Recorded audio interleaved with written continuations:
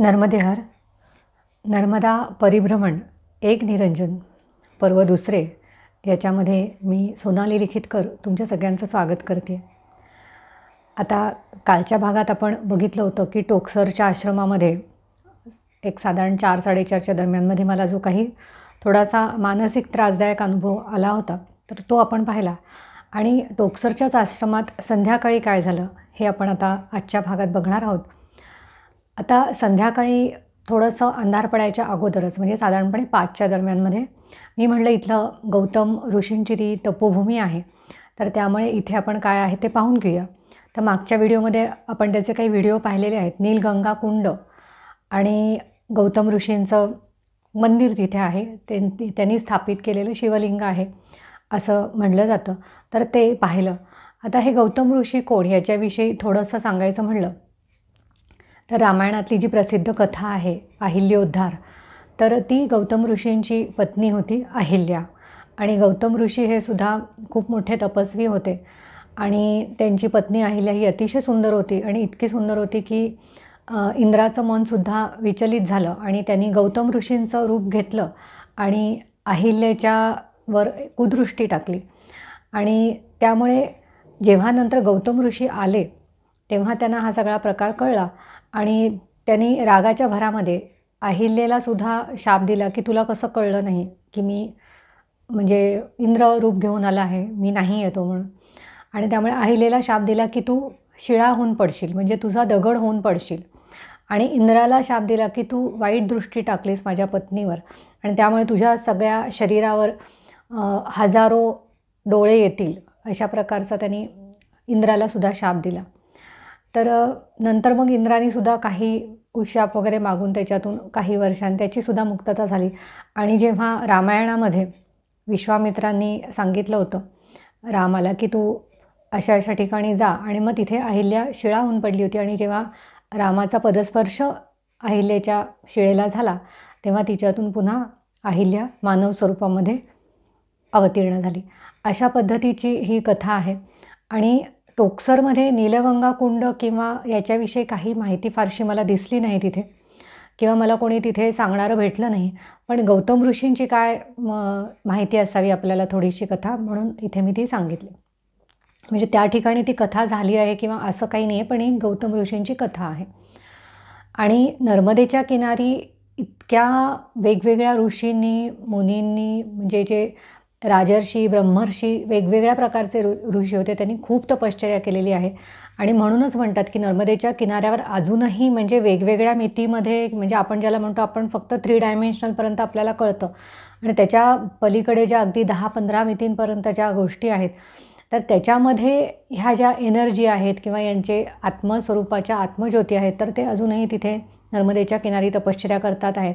आणि म्हणून त्यांचे कमंडलू एकमेकांना चिकटले असतील अशा प्रकारची कल्पनासुद्धा केली जाते. त्यामुळे आपण नर्मदेच्या किनारी म्हणजे नर्मदेच्या पात्राच्या किनाऱ्याचे जे दगड आहेत त्याच्यावर आपण पाय देतानासुद्धा अशी भावना मनात असली पाहिजे की आपला पदस्पर्श हा चुकून एखाद्या ऋषीमुनींच्या आत्मज्योतीला किंवा अशा पद्धतीने होऊ शकतो आणि त्यामुळे आपण त्याला नमस्कार करूनच आपण पुढं जायचं किंवा प्रत्येक पाऊल ठेवताना आपण नर्मदे हर असं जप करत जावं असं म्हणलं आहे. तर अशा पद्धतीने आपण संध्याकाळच्या वेळेला ह्या गोष्टी पाहिल्या. आता टोकसरच्या आश्रमात एक थोडंसं वेगळंच होतं म्हणजे 2 वेळेचं जेवण तिथे मिळणार होतं पण 2ही वेळेचा चहा मात्र तिथे नव्हता. जनरली बऱ्याच आश्रमामध्ये चहा असतो, काळा का होईना चहा दिला जातो पण इथे चहा नाही म्हणून त्यांनी सांगितलं. मग असं म्हटल्यानंतर मग मी म्हटलं ठीक आहे नाही चहा तर हरकत नाही. म्हणजे मला काही जण सांगायला आलेले म्हणजे बाकीचे जे होते ना परिक्रमावासी दिंडोरीवाले जे काही जो ग्रुप थांबला होता तिथे संध्याकाळचा म्हणजे संध्याकाळी आलेले होते म्हणजे वेगळे आले होते, दुपारचेवाले गेले होते, संध्याकाळचे आले होते. तर त्यांनी मला सांगितलं की असं इकडे चहा वगैरे नाही आहे पण आमची अजून एक अगोदर परिक्रमा 1-2 झालेल्या होत्या त्यातल्या लोकांच्या तर त्यांनी सांगितलं इथून एक साधारण 300-400 मीटर अंतर तुम्ही गेलात की अजून एक दुसरा आश्रम आहे आणि तिथे चहाची व्यवस्था होते तर तुम्ही चला. तर आता त्यांनी असं म्हटल्यानंतर मी म्हटलं नाही हरकत नाही, काही चहा नाही मिळालं तरी चालेल, तुम्ही जाऊन या वगैरे. पण ते काय ऐकायला तयार नाही, तुम्ही चला चला म्हणायला लागले. मी म्हटलं कुठे आहे तो आश्रम, मी येते, माझं इथं दर्शन व्हायचं आहे, गौतमेश्वरांचं दर्शन घेते आणि मग मी येते. मग त्यांनी मला तो रस्ता सांगितला की असं इकडे वळा वगैरे आणि मग इकडनं जाता येईल तुम्हाला. आणि मग मी ठीक आहे म्हटलं, तुम्ही पुढे निघा, मग मी येते 10-15 मिनिटामध्ये. मग मी इकडे शांतपणे दर्शन वगैरे घेतलं. तिथे एक अखंड ज्योत पण होती. म्हणजे ती अनेक वर्षांपासून, म्हणजे मी तिथे असं ऐकलं की बरेच वर्ष झाले ती ज्योत चालू आहे. काही जणं म्हणतात 400 वर्ष किंवा काय. आणि मग त्या ज्योतीसाठी काही तेल वगैरे असं त्यांनी विचारलं मला, की तुम्हाला काही दान द्यायची इच्छा आहे का? तर मग त्याच्यासाठी आपण तिथे थोडंसं त्यांना तेलासाठी वगैरे काही पैसे दिले आणि ते सगळं करून मी परत यायला लागले. तर तेवढ्यामध्ये मला एक साधारण असं 80-85च्या दरम्यानच्या एक आजीबाई दिसल्या, की ज्या तिथे एका खोलीमध्ये राहत होत्या. आणि मग त्यांनी माझी थोडी चौकशी केली, की कसं, कुठून आलात वगैरे. आणि मग थोडं 5 मिनिटं त्यांच्याशी बोलले आणि म्हटलं असं-असं जरा मी बाहेर जाऊन येते चहा वगैरे घेऊन. तर मग त्या म्हणे ठीक आहे, जाऊन या म्हणे. आणि मग मी बाहेर गेले आणि बाहेर गेल्यानंतर आता यांनी जो रस्ता मला सांगितला होता, तर तिथे 2 वाटा दिसत होत्या. उजवीकडे वळा म्हणले होते. तिथे एक वाट खालच्या दिशेला जात होती, एक थोडी वरच्या दिशेला जात होती. मग मी म्हटलं, "अरे बापरे! आता पण समजा त्यामध्ये चुकून एखादी जे भलतीच वाट पकडली आणि त्याच्यामध्ये परत उलटं-पालटं झालं, तर तेवढ्या चहासाठी एवढा जीव कशाला कासावीस करा? त्यापेक्षा जाऊ दे, आपण चहा न घेता इकडे मैयाचं नामस्मरण करत बसू" म्हणून. तर मग मी त्या हॉलमध्ये गेले आणि तिथे थोडा वेळ असा जप वगैरे करत बसले. तर मग हे जे चहा प्यायला गेलेले लोक होते ते परत आले आणि त्यांनी मला पाहिलं. ते म्हणे, "अरे मैया जी आप क्यों नहीं आए?" "नाही, नाही," म्हणे, "तुम्ही चहा घ्यायला चाललंच म्हणजे आलंच पाहिजे माझ्याबरोबर."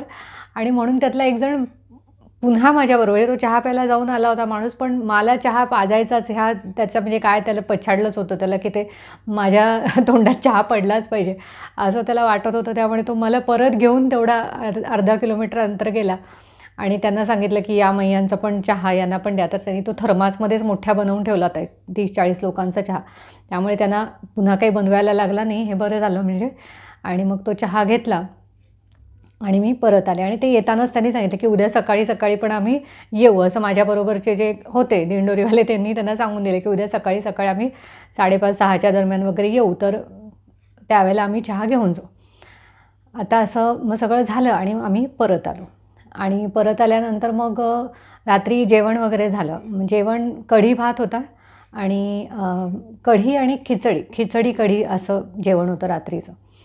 आता त्यांच्याकडे एक असं म्हणजे ते आहेच, की नेहमीच रोज रात्री खिचडी कढी अशा पद्धतीचं जेवण असतं आणि दुपारला पोळी भाजी असं दुपारचं जेवण असतं. तर आणि कढी अतिशय सुंदर बनवली होती, की म्हणजे इतके वर्ष मी सुद्धा घरी कढी बनवत असते, पण तिथली कढी काही वेगळीच लागत होती. म्हणून मी तिथल्या ज्या बाई होत्या, तर त्यांना विचारलं सुद्धा, की "कढी कशी करता तुम्ही?" तर ते म्हणे, "आम्ही काही त्याच्यामध्ये काहीच म्हणजे असं कुठे जास्तीचे काही मसाले किंवा काही घालत नाही. पण इथलं मुळात काय आहे, की आश्रमाची गोशाळा पण आहे आणि जे दूध किंवा दही, ताक हे जे असतं, हे खूप छान असतं. तर त्याच्यामुळे कढीला चांगली चव आली." तर मी म्हटलं, "हो, बरोबर शक्यता आहे." कारण की शहरामध्ये एवढं काही दूध दह्याला क्वालिटी नाही आहे तेवढी. कधी पाणी मिसळलेलं असतं, तर कधी काही प्रिझर्वेटिव्ह किंवा काय काही मिसळलं असू शकतं. त्यामुळे त्या दह्याला ती चव पण नसते. त्यामुळे ते कढीला तर फारशी नसणारच. पण इथे खरंच ते म्हणजे थोडंसं जरी असेल तरी छान जेवण झालं. आणि मग जेवण झाल्यानंतर ते अगदी लवकरच म्हणजे 6:30लाच त्यांनी जेवायला वाढलं. म्हणजे आम्हाला जनरली 7 वाजता बहुतेक ठिकाणी मिळतं, पण यांनी 6:30च्या ठोक्याला जेवायला चला घंटा वाजवली आणि सगळेजण जेवायला बसले होते 6:30 वाजताच. आणि मग ते झाल्यानंतर मग मी म्हटलं 6:30 वाजता म्हणजे 7 वाजेपर्यंत सगळ्यांची जेवणं-बिवणं होऊन ताटल्या-बिटल्या धुवून सगळे रिकामे झाले होते. आणि आपल्याला तर काही 7 वाजता झोप येणं शक्य नाही. मी काही-काही परिक्रमावासी 8 वाजता एकदम गाढ झोपलेले असतात. पण मला तर एवढी लवकर कधी झोप आली नाही तिथे. आणि मग तिथे मी जे इकडे-तिकडं थोडंसं एक चक्कर मारत होते, तर त्या ज्या संध्याकाळी भेटल्या त्या आजीबाई, तर त्याच परत भेटल्या. मग मी तिथे त्यांच्यापाशी एक तिथेच एक छोटंसं स्टूल होतं, तर त्या स्टूलावर बसले. आणि मग त्या गप्पा मारायला लागल्या. मग हळू-हळू बोलता-बोलता तुम्ही इथे किती वर्षापासून आहात, काय वगैरे सगळ्या गोष्टी विचारायला सुरुवात केली. आणि मग त्यांनी मला त्यांच्या पूर्ण जीवनकथाच मला त्यांनी उलगडून सांगितली. आणि त्यांची खोली अशी होती ना, की त्या तिथेच राहत होत्या कायमच्या. म्हणजे त्यांनी त्या खोलीसाठी काही दान वगैरे दिलं होतं आणि त्या कायमस्वरूपी तिथेच राहणार होत्या. म्हणजे आता त्या म्हणल्या, "मी आजन्म मरेपर्यंत मी इथेच राहणार आहे." आणि त्यांची खोलीची मागची खिडकी उघडली ना, की समोर इतकं सुंदर मैयाचं दर्शन दिसत होतं म्हणजे, की मी म्हटलं एखाद्या माणसाने असंच राहायला पाहिजे, की म्हातारपणी म्हणजे इकडे थोडंफार स्वतःच्या ज्या काही गोष्टी आहेत त्या करायच्या आणि खिडकी उघडली की समोर मैयाचं दर्शन. कारण त्यामुळे मी आता पायी चालून तेवढं जाईन घाटापर्यंत, एवढं पण माझ्या म्हणजे शरीरात तेवढं त्राण नाही आता. म्हणजे 85 वगैरे वर्ष असेल त्यांचं वय अंदाजाने. तर त्यामुळे आता मी इथेच राहून मैयाचं दर्शन घेत असते. मग त्यांची ती जी छान कथा ऐकली तर त्याचा मात्र मी एक व्हिडिओ घेतला. म्हणजे त्यांना मी विचारलं, मी तुमचा थोडा व्हिडिओ घेऊ का? कारण त्या बरंच काय काय सांगत होत्या आणि मला असं वाटलं की माझे जे व्हिडिओ बघणारे प्रेक्षक आहेत, माझे वडील आहेत आणि यांच्यासाठी या गोष्टी सगळ्या आपण करायला पाहिजेत, म्हणजे शूट करायला पाहिजेत. त्यामुळे मी त्यांचा एक व्हिडिओ घेतला आणि ॲक्च्युली तो व्हिडिओ जरी असेल 15-20 मिनटाचा, त्याच्यानंतरही त्या खूप वेळ माझ्याशी बोलत होत्या आणि काही गोष्टी शेवटी मग मीच कंटाळून तो व्हिडिओ बंद केला. मग मी झोपायला गेले आणि मग झोपतानाचा प्रसंग तो तुम्हाला मागच्या भागात सांगितलाच आहे की तिकडचे जे लोक होते, मंडलामधले लोक होते, तर त्यांच्याबरोबर 2 गाद्यांवर म्हणजे 2 हिटलॉनच्या मॅट्सवर 3 बायका आणि त्या अडचणीमध्ये शेजारी मोंगळे, हे अशा पद्धतीचं रात्र ती पार पडलेली आहे. तर आजच्या भागामध्ये पुढे हा व्हिडिओ बघूया आणि मग हा भाग संपेल आणि त्याच्या पुढचा भाग जो असेल तो मग टोकसरपासून आपण पुढे कसा प्रवास केला तर तो असणार आहे. नर्मदे हर. पहले 40 साल पहले की बात थी। हाँ हाँ। मेरी छीने से मैं दूर हुई, फिर मैं रवाना हो गई। हाँ हाँ। रवाना हुई 45 साल की उम्र में रवाना हो गई मैं। और फिर मैंने यहाँ से जो उठाया, हम 6 जन था। तो कहाँ से उठाई? ओंकारेश्वर से। तो कहाँ? नर्मदा किनारे। हाँ। कोई नाला आ जाए, कोई पानी भी फंस जाए, कांटा भी गड़ जाए, कांटा कहाँ। अभी आजकल जैसे रास्ते भी नहीं थे। खूब ऐसा तो दिन भर में कितने चले हम, खूब से 5-6 किलोमीटर। हाँ हाँ। 3 साल 13 दिन और 3 महीने में आई। पूरी वाली परिक्रमा की आपने? हाँ, और 3 हमने अधिक मास भी काटा। अरे बाप रे, अच्छा अच्छा। 3 तो करते करते गए, पर तुम देखो खाने को मिले नहीं। कोई अपन तो आजकल कितने देते हैं। हाँ हाँ। कोई बिस्किट दे रहा है, कोई क्या दे रहा है, दे रहे हैं, पर अपन को तो कुछ नहीं मिले। और मांगने जाए हर गांव में, हाँ। तो कहीं को धुतकार दे, कहीं का दे भी, तो 10 घर मांगे, हाँ। तब अपन को 2-3 नका अन्न मिले। 6 लोगों के लिए। हाँ। 6 जन था, हम 6 जन जाए, 3 जन जाए और 3 नकी बीच रोटी बनाए। हाँ हाँ। फिर जंगल में 3 डग्गर रखना, हाँ। फिर लकड़ियां बीन के लाना और फिर उसकी रोटी बनाना। तो कैसी रोटी बनाना? दाल मिलते नहीं। हाँ। दाल का है? हाँ हाँ। कभी किसी दाल हो तो चूड़ा लेना, उसमें मिर्ची डाल देना। क्या? हाँ। और जितने आटा मिले उसको सबको इकट्ठा करके और बना लेना टिक्कड़। हाँ हाँ। और टिक्कड़ बना के एक टाइम खाना, एक टाइम दूसरे दिन भी पचा उना टाइम पे। मतलब दोपहर में आपको मिलता था खाना, रात में नहीं मिलता था? नहीं, एक टाइम। और रात में सोते किधर थे उधर? वो बाहर कोई ऐसे खुले में ही? खुले में। कहाँ कोई रोकते भी नहीं थे। ओटला मिल जाए, हनुमान जी का ओटला मिल जाए तो वहाँ गड़बड़ना, और क्या वड़ का नीचे का ओटला मिल जाए, पार बोलते वड़ाचा पार, हाँ, वहाँ मिल जाए तो वहाँ गड़बड़ देना, बस ऐसा। कोई का घर जाना नहीं, कोई का। तो फिर ठंड में क्या होते? कुछ भी हो। फिर आश्रम भी नहीं थे ज्यादा? आश्रम भी नहीं थे, कुछ नहीं थे। जब गए हम तो गए जब तो कुछ नहीं थे, कुछ नहीं थे। हाँ। और फिर आप ये शूलपानी से गए या बाहर से गए? शूलपानी से तो हम कम से कम 1 महीने तक अटके वहाँ शूलपानी के अंदर। हाँ, 1 महीने तक हम बाहर नहीं निकले। क्या हो गया फिर शूलपानी में? मतलब क्या अभी तो रास्ते थोड़े थोड़े तो बन गए? बन गए, अच्छा बन गए। पहले तो कुछ नहीं था। लुटेरा लूटते थे, 3 बार लूटा, पर मेरे को नहीं लूटे। अच्छी बात है। हाँ, सबको लूटे, मेरे को नहीं लूटे। फिर कभी हम भूले पड़ जाए तो देवी हमको संकेत दे देती थी। हाँ। 3 बार संकेत दिया। कहाँ? वो शूलपानी में। हाँ। एक तो बड़ा कुत्ता आया, हम भूल गए। इतनी रात तो हम चलते रहे। हाँ। चलते रहे, फिर कुत्ता आया तो आड़ा फिर गए कि तो गांव तो वो रह गया। हाँ। ये तो वो चली जाएगा। फिर एक तबड़ा कुत्ता आया, आड़ा फिर गए। मैंने कहा भैया संकेत आ गया अपन को। हाँ, अपन तो भूले पड़ गए कहीं कहीं। हाँ। दूसरा बुढ़ा डोकरा था, वो भी आधेड़, और मैं भी। फिर क्या करें जी, वापस फिरो। तो वो वापस फिरे तो हम भी वापस होकर पाछे फिरे, उसके पीछे लग गए हम भी। हाँ। लगेगा तो थोड़ी देर आगे गए कि बत्ती दिखाने लग गई, दिया बत्ती लगती थी हाँ पहले। हाँ हाँ, तो कुत्ता उधर तक ले गए आप? हाँ, फिर वहाँ गांव के संगे गए कि अलप हो गया। अरे फिर वाह, हिंदी का अब क्या, वो ऐसे करते करते तो चमत्कार ही है एक, हाँ, जैसे देखा फिर जाए तो। शहर में भी जाए तो शहर में के हलवे का याद के कुछ देता था वो।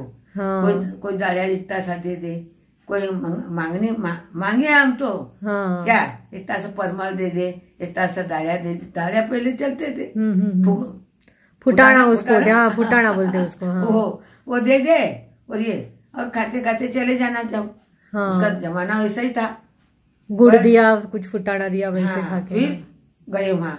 पार उतरने में तुमको मालूम है कीचड़, बड़ मुश्किल से पार उतरते थे, और 3-3 दिन तक तो नाव में और बैठे वो रहते ये थे। था ना, वो खप्पर माल करके एक ऐसा था ना पर्वत, उधर बहुत कठिन है वो बहुत उसका। कठिन था, आंख मीच मीच के चलते थे।